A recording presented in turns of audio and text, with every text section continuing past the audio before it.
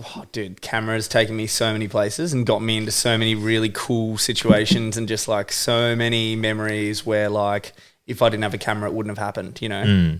So when did you get hooked on it? When did you get the camera bug? when did I get the camera bug? Dude, I reckon, so I got, I actually still have this like Olympus, it's like a Olympus trip, like any sort of street photographers will know, it's like this kind of point and shoot little analog 35mm camera. My mum gave it to me when I was going on like a year 10 or year 9 camp excursion. We're going on like a ghost tour. And I remember having this little thing and I was like, oh, this is pretty cool. And then I kept on kind of using it. And then eventually for Christmas one year, my folks got me this Fujifilm, like, you know those cameras where you can like the thing in front of the shutter will like zoom the lens in and out. Those like they're pretty shitty, but anyway they gave me that. My Sony CVE's got that. Sorry. Oh man, I was like, don't you hate on that? I mean, it's a gateway drug.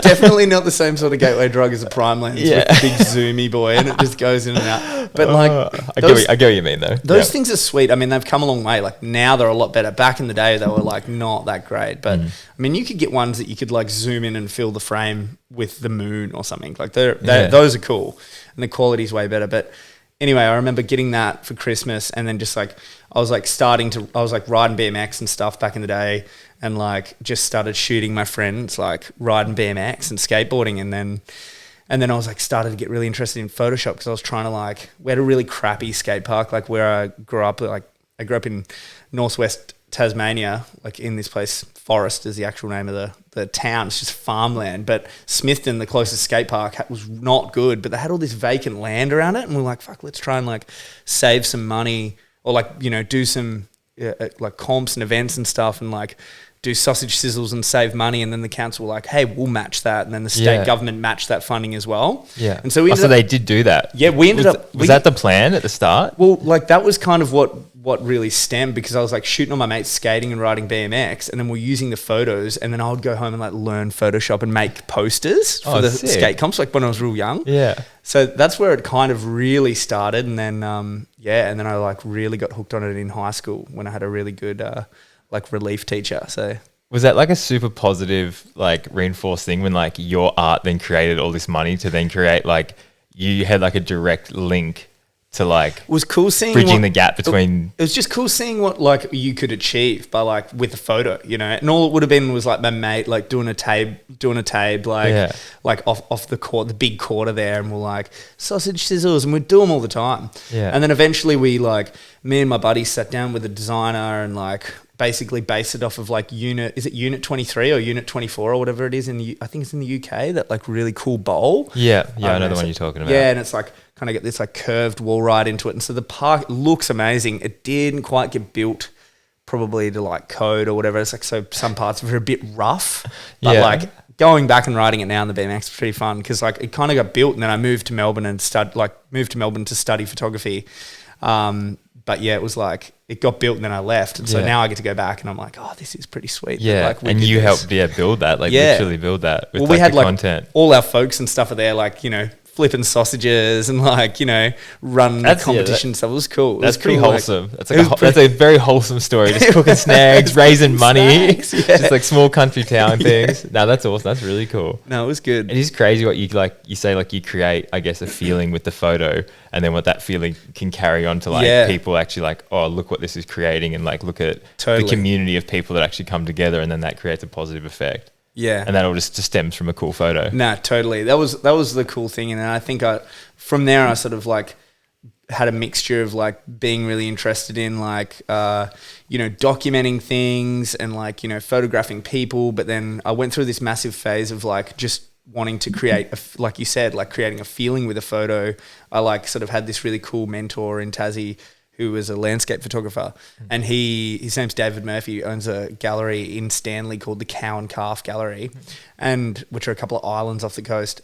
But anyway, so he basically kind of took me under his wing, and I just wanted to photograph beachscapes like him. He would just do like slow shutter speed of like water and rocks and stuff. Yeah. And I was like, whoa, they just like had this feeling to them. Yeah. And I was like, fuck, I want to do that. Like I want to create stuff like that. And so I went on this journey of doing that for ages before, eventually, going on to do other things. So that was your first thing, is like beach photography? Yeah, well, that was my first like serious thing. And I had like my first solo exhibition doing like beachscapes essentially, like when I was probably like 15, 16 or something like that. Yeah. So that was cool. And then where'd you go? What was like after beaches? Because you then moved to Melbourne and you started doing you started studying at university for photography. What kind of what is like?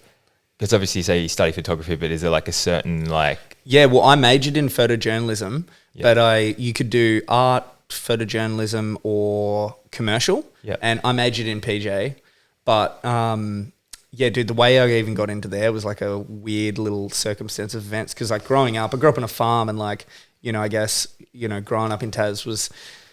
I think a lot of the sort of pathways that people choose are sort of normally pretty set out. Like something like photography is like pretty out there. Like not many people would think, oh, you're going to go and have a career in photography. Yeah. And I never even thought that. I was like always pretty good at math. And then I was like, oh, maybe I'll go and do architecture. And my folks were like, yeah, that's a good idea. Go and do architecture. That's cool. Yeah. And then I got into architecture at RMIT. And like a couple of weeks before I was about to leave, I had this like mentor, and like one of my major mentors, Kevin O'Daly, who was like my relief teacher in photography in year 11 and 12. I like ended up shooting all these kind of like, wineries and a few commercial gigs with him, just assisting him. And I didn't really know much about him, but he knew heaps about Photoshop, and I'd always stay back after school and ask him questions because I was trying to design all these like skate posters, like for the skate park. And he called me. He was like, hey, what are you doing next year? And I was like, oh, I'm going to go to RMIT and do architecture. And he's like, what the F are you doing? And I'm like, whoa, what do you mean? And he's like, dude, you love photography. Why don't you go and do photography? And so like 2 weeks out, he was like, let me make a phone call.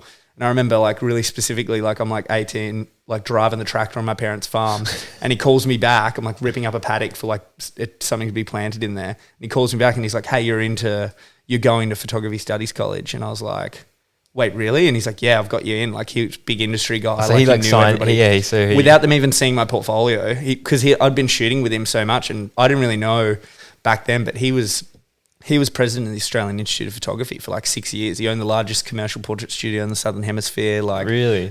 Yeah, like basically sold his studio, retired to Tassie, has this beautiful house on the coast. And I never thought you could make money from photography. And he was like, well, dude, look at where my life took me. Yeah, he would have seen the potential in it. And you're just like, I'm just going to go do like the set out path of what I think I should. I think very like small town mentality is very like, get a job. Dude, I almost went and did get a trade, or you go to uni and you do the normal things. You're engineer, or you're architect, or you're like law, or you teach, or med, or whatever. It's like all these things. It's like this sort of like less than 10 normal pathways, right? But now it's like people are just inventing jobs left, right, and center. There's so many more. I remember being in school and all my friends were going to university for engineering, and I was like, yeah, I like that. That's cool. I'll do that. And I was fully in my head. I was like, I'm going to do year 12, and then I'm going to go to university and do engineering, just because like the majority of my friends were doing it, and you kind of like, oh, I do that. I want to do that.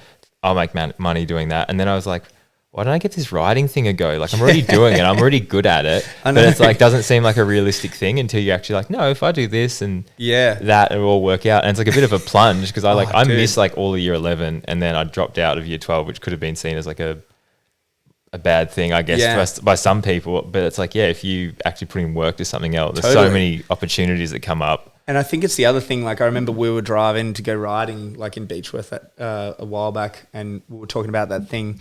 I remember you said to me, it was like, tell me I can't. How does it go again?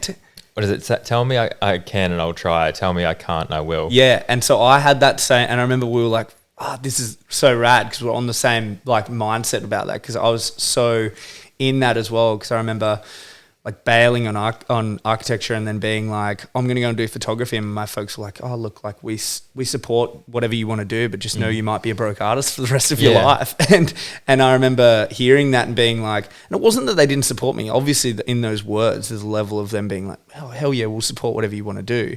But then it's not going to happen. Yeah, but it was like, oh, I don't know if it'll happen. But then I really like used that. And then a lot of other people, definitely loads of other people said similar things to me, where they're like, oh yeah, like, you don't really know what the career path will be. But then, things snowballed for me. Like after I hit the ground in Melbourne and like started studying, and then halfway through my uni degree, I was like shooting weddings, like all up and down the, all over the place, all over Melbourne, and traveling to shoot weddings and stuff as well. And then I remember like, it was my mum and dad's like wedding anniversary, like I'll shoot the photo. Yeah. No, it was their wedding anniversary. Send them a bill. That touche. Send them like a $2,000 bill. Oh, this is just my normal quote. Here you go. Just put it in the mail. They're just like.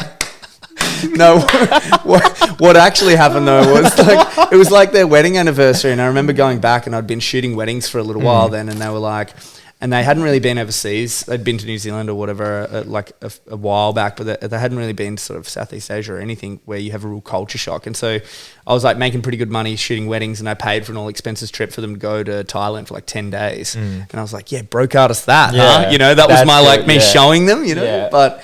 That's good though, man. But it's funny because it's like, even when they said that, like, did that come out of a place of like the whole, like, kind of doubting, but in a way that's like, you know, it's going to be motivating. It gives you drive, you know, I think as well. But there's like, you got to toe the line a little bit. But yeah, it was even funny. It was like, I did that though. And then I was like, I was still studying at uni. So I was like, yeah, paid for them, gave them the tickets. And I'm like, oh my God, no way. And then like, I was like, brushing your shoulders off. Like, broke out of stuff. But hey, mum, can I have some money for lunch this week?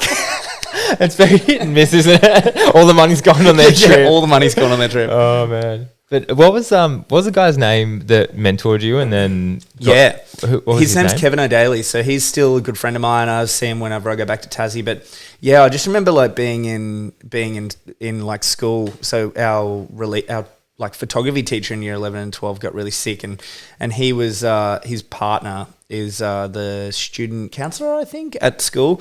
And she was like, oh, hey, do you want to like relief teach? You know, I found out that she said, oh, do you want to like relief teach the photography class? Because I didn't have anybody. And he was like, oh, yeah. And then, you know, he came in, and all of a sudden he had so much of a wealth of knowledge of like, you know, photography and digital and also like, you know, Photoshop and all this stuff. And I was just picking his brain all the time, and then started shooting stuff with him. But I remember being like sitting at the desk one day playing with his key ring, and it was like this like round circle with a ball in the middle. And I was like playing. I was like, what is this? He's like, oh, you don't know what that is? He's like, oh, that's like a Porsche club member key ring. I was like, why do you have a Porsche? Aren't you a photographer? Really? He's like, I race them.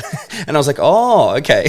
So you can actually. So like, that's when it opened you up to like, well, hey, you can. It wasn't that it was about money, but it was like just seeing that level of success from somebody in an industry that like I thought was just like full of people that were like, you know, kind of like, I think a lot of people just getting thought by. that years ago were like just getting by, you know, like that it's like you're doing it for the love of your art form and whatever, and I still do it for the love of the art form or whatever, but you just didn't really think you could have a successful business and lifestyle from like chasing something that's like your passion and dream, you know. And I'm sure you thought that with like mountain biking as well. It's like being able to support yourself and like, you know, travel or, you know, sort of do what you want to do and have this lifestyle you want to have, or even buy a house, you know. Like it's like sometimes when you see those passionate career choices, like you don't often think that you can do that, but I think if you have enough love for it, then you can make it happen, you know. There's always a way.